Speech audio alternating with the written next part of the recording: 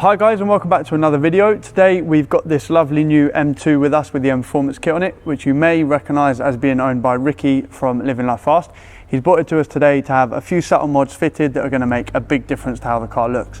So we're going to be fitting our Evolve lowering springs, which will bring the height of the car down by 30mm. We're also going to combine those with some spacers. On the front we're going to fit 15mm, and on the back we're going to fit a 12mm. That's going to bring the car down and out. We're also going to fit an Eventuri intake to make the engine bay look a lot better, sound better, and also add some performance.